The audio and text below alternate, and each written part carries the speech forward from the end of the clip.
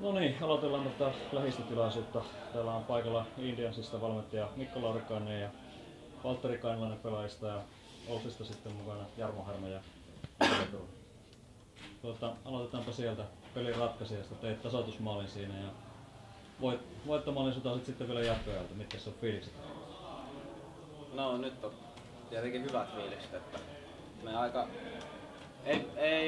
ei pelattu kyllä hyvin ainakaan peli alussa todellakaan, että en tiedä, ei mun mielestä voida kuitenkaan mennä minkään bussijalkojen taakse, että kyllä me hyvin pidettiin kuitenkin kroppaa hereillä ja niin poispäin, mutta mun mielestä erältä parannettiin peliä ja saatiin pidettyä peli kuitenkin silleen tiukkana, että vaikka pelattiin huonosti, niin ei kuitenkaan hirveästi annettu vastustajan karata.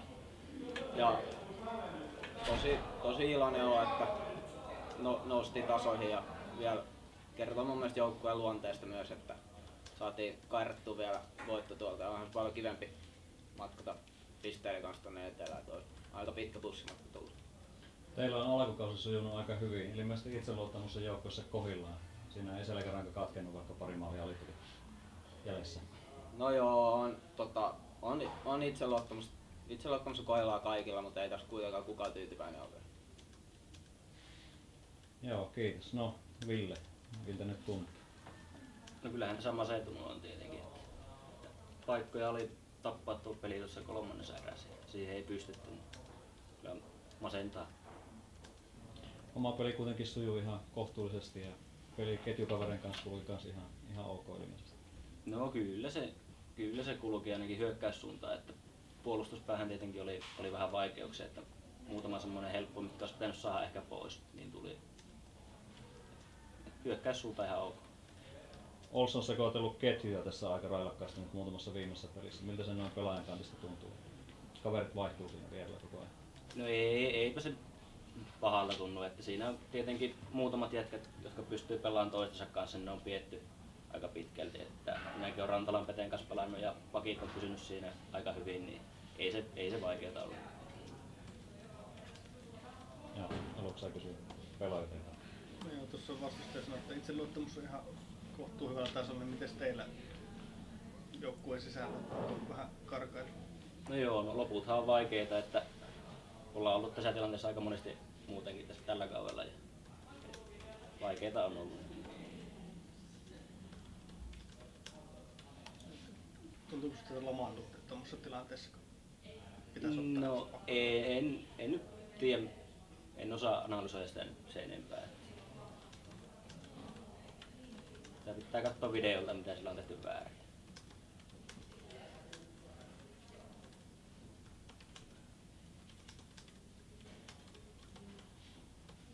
Tuntuuko tämä kentän tasolta, että tämä on teidän pelissä pari maalin johtoja ihan kohtalaisesti?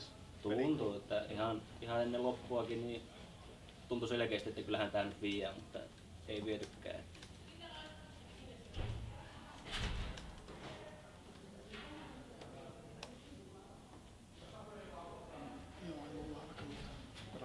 Joo, kiitoksia pelaajat. Voitte mennä verrattuna ja sitä valmentajien kanssa.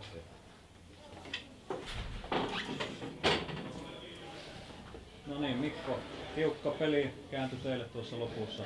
Mitkä on nyt päällimmäiset ajatukset tämän peliin? No tietenkin helpottunut siitä, että kaksi pistettä tuli ja niin tultiin hakemaan tänne.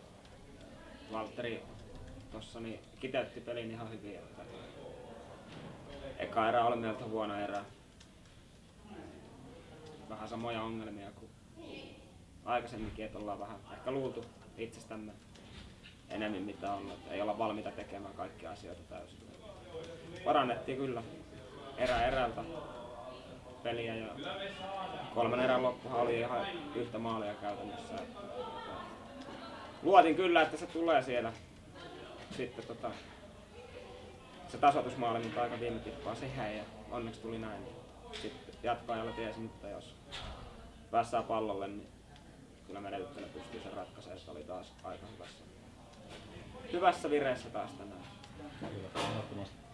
Te olette olleet tosi huikea kotijoukkue tällä kaudella, mutta vieraassa on ollut vaikeampaa. Onko teidän pelityyli jotenkin poikkeava vierassa kuin kotona? Teettekö te asioita vähän eri lailla vai mistä monen johtuu? No, sanotaan, että ehkä otteluohjelma on nyt sellainen, että meillä on kuitenkin kaikki periaatteessa meidän alapuolella olevat joukkueet niin ensimmäisen kerroksen kotona vastassa ja sitten yläpuolella olevat joukkueet ovat vieraissa vastassa, että se ehkä vähän on. Katsotaan nyt tää kausi ja sitten arvioidaan sitä, että johtuuko se siitä kotiedusta sitten, että ollaan kotona pelattu paremmin vai johtuuko se jostain muusta. Ilmeisesti jossakin kuitenkin on onnistuttu. Ennen kautta teitä arvioitiin vähän alemmas kuin missä nyt on. Että kuitenkin pehitysviivan päällä siellä tulevat ihan tukevasti. Mitäs syitä sä näet tähän muuta kuin se ottelu? Tässä on varmaan jotakin oikein. No joo, siis kyllä me valmistauduttiin hyvin, että viime vuonna Divarissa pyrittiin pelaamaan sellaista peliä, ettei tarvii hirveästi pelisysteemiä muuttaa. Jos se nousu tulee ja se tuli ja ei hirveästi tarvinnut muuttaa mitään. Ja sitten myös se, että kun meitä arvioidaan sinne hännä huipuksi tai tippumaan, niin se antaa joka peliin kyllä voimia sitten huomattavasti enemmän. Kiva olla niin sanottu yllättäjä, vaikka ei ehkä, niin kuin Valtteri sanoi, niin tyytyväisiä ei olla. Että ei tää taso meille riitä eikä joukkue nyt ihan hirveän yllättäjänä itseään pidä tässä. No Jarmo, taas ollaan tässä tilanteessa. Mitä on päällimmäistä ajateltu toteutua? No, myöskin meidän puolelta niin pelaajalta tuli aika hyvä analyysi, että kyllähän tässä niinku äärimmäisen masentuneet fiilikset tällä hetkellä on, että onhan teillä aika irvokasta, että mikä tämä meidän tämän kauden tarina on. Mut huomenna on peli ja taas uusi mahdollisuus. Ja pelihan on itsessään parantunut, että jos jotakin positiivista näkee sen takana, niin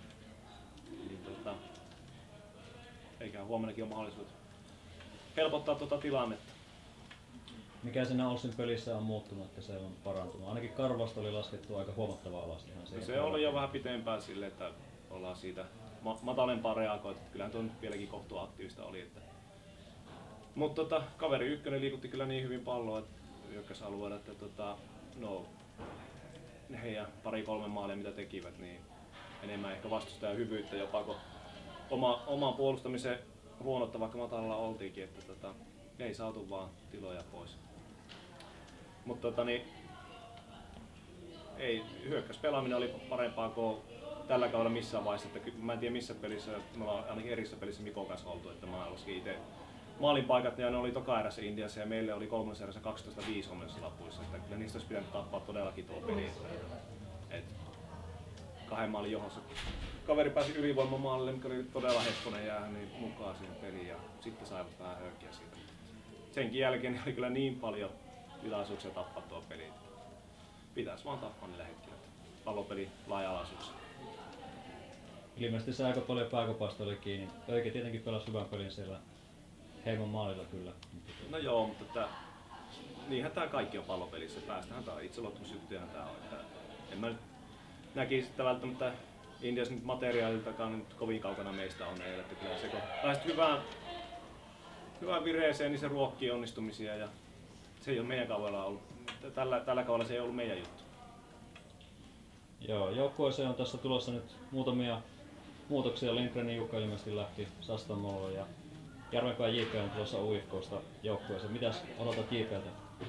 No joo, ensinnäkin siihen Jukaan tilanteeseen, kun mä olin kysynyt multakin, että mikä juttu tää on, että ei ole vaan liigakunnossa paikat, että pystyisi pelaamaan meillä, niin meillä on siellä kakossi varsin, jos pystyy jonkun pelin, niin tässä loppukauden aikana ensi kautta sitten rakentaa tyhjältä pöydältä niin hänenkin osalta niin, ja ei hyödä. Ja en tiedä, JP niin tosi tärkeä vahvistus, että meiltä lähti ehkä kuitenkin näin jälkeenpäin niin liikaa kokeneita pelaajia pois. Niitä ei mitenkään savustettu pihalle, mutta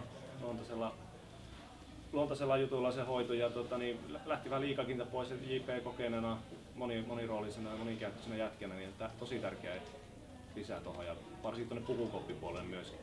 Mutta veti eilen eka treenit meidän mukana ja oli kyllä oikeasti parhaimmistoa. Mukava saa hänet mukaan. Ja sitten katsotaan myöskin tuolta junioriosasta, että löytyykö sieltä vielä joku kaveri, joka pystyisi olemaan avuksi. Onko muita muutoksia tulossa tässä kuitenkin liigan siirtoikkuna kohta alkaa umpeutumaan? Ei varmaankaan tosiaan, että juniorista katsotaan, että löytyykö sieltä vielä, että katsottiin jo tuossa vähän läpi, että ketä tässä lähiseudulla olisi, mutta ei täällä nyt ihan valtavan mehukkaat nuo markkinat ole. Että kyllä me luotetaan tuohon nippuun ja jatkossa tuo pelit hoidetaan noilla momentumin hetkeillä niin itselle.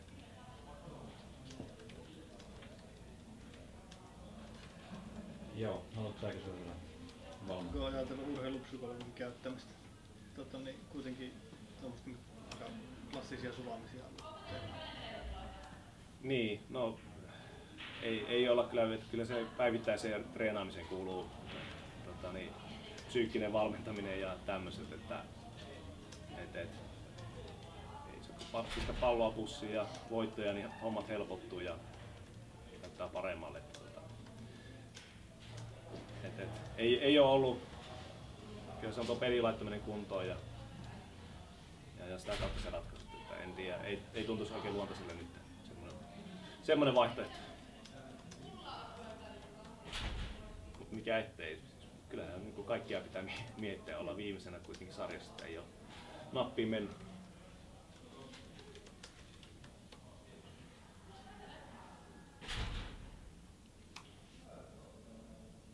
Niin uskotko, että näistä pelaajista kuitenkin löytyy niitä tyyppejä, jotka sitten päivästä illasta toiseen pystyy hoitamaan nuo tiukat pelit kotiin? Kyllä mä uskon ainakin. Tuolla on niitä jätkiä, jotka viime kaudella naulasi tämmöiset pelit ja ne on entistäkin parempia. Että nyt ei ole tullut onnistumisia, niin sehän näkyy kaikissa tekemisissä, että täytyisi tämmöiset pelit voittaa. Ja saada flowta vähän käyntiin ja on nousemassa uusia, joka tuli joukkueen ulkopuolelta juniorista tai divaarista tai tälleen, mutta sekin vie aikaa, että totut liigatasoa ja varsinkin, että olet siellä ratkaisupelaajia. Milloin se Järvenpää on se huomenna jo kehissä? Ei ole, että siis normaali karenssiaika, että siirto tehty perjantaina, että Lovisa KV viikonloppuna on käytössä. Viikon päästä.